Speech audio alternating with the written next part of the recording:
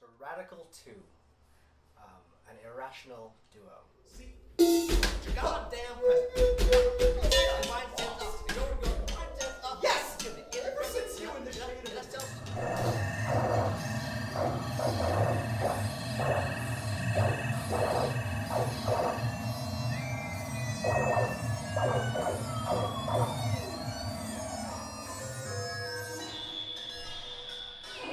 Kind of a play on words with the square root of 2, which is an irrational number where that decimal never ends.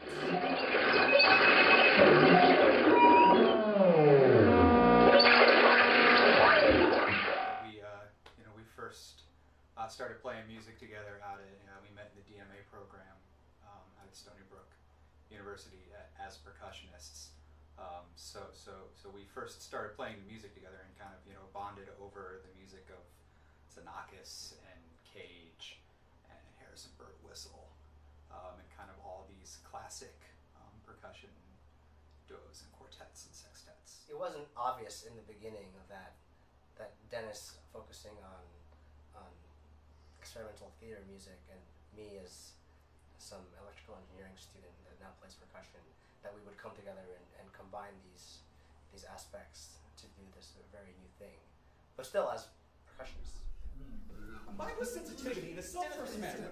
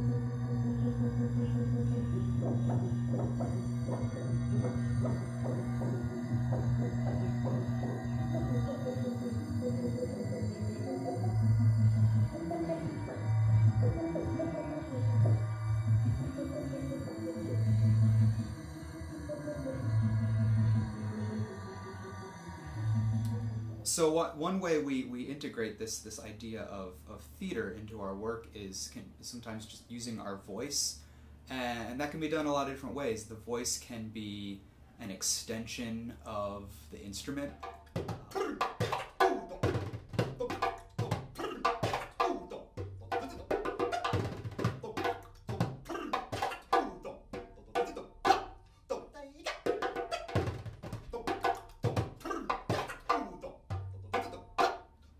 Voice can be another instrument altogether.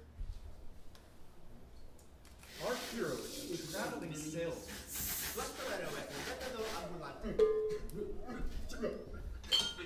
He is sitting in a hotel room by himself. Sometimes it's not as much an instrument as much as it's providing a narrative or a story or a character or an emotion. Walk up to him. Right straight up. You're trying to get an idea of how tall this man is. Of course you can't tell from the photo. So you back up to get it there. And this is you back up to get the whole thing in the picture. That's impossible. You can't back up that far. You're spending your vacation walking backwards. Pictures come back a week later. It's all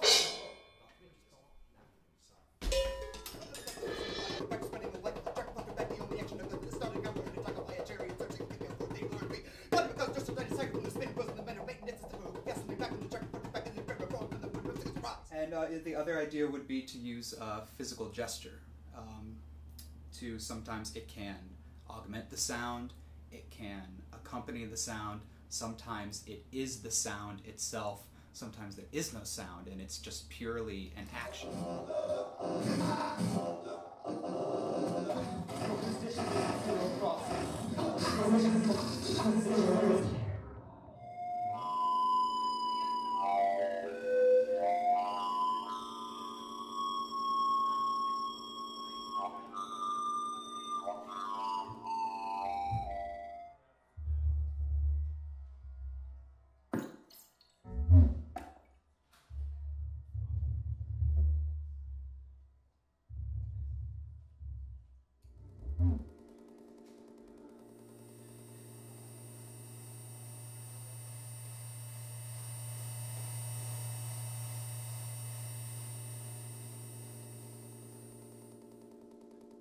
you know, you're trying to have this sense of tension in your music, and you can you might augment that with a very tense character on top of that, and sometimes that aids in getting the message across to, again, to a wider audience, to people who maybe haven't spent, you know, 8 years in a conservatory studying music. So I think this music has a very wide, broad reach. So I am a percussionist and electrical engineer, and I'm interested in playing both electronic music and acoustic music within like the contemporary music realm. I'm particularly interested in the live performance of electronic music and really preserving that concert experience and aliveness and nowness of electronic music, which I think has been lacking a little bit.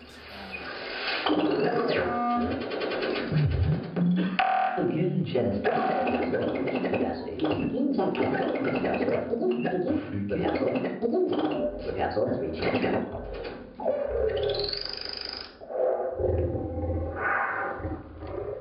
Proceed.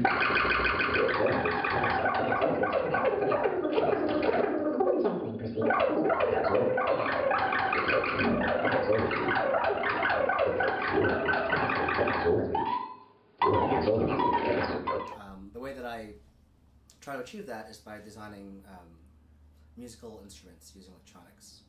And really I want to give the audience a sense of the liveness of the electronic music that's happening and having a direct connection between the sounds that are coming from the speakers and the actions that are happening on stage in concert.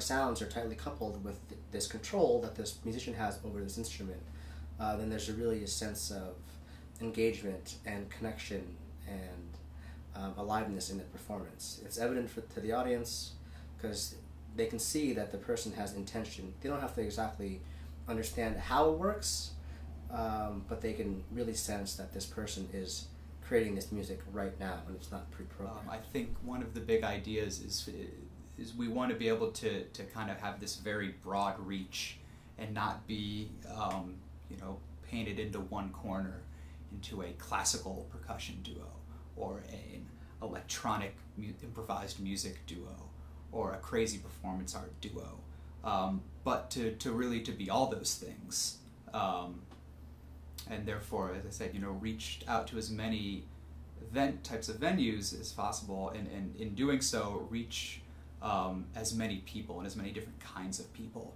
as possible, which I think is really the goal for just about any artist.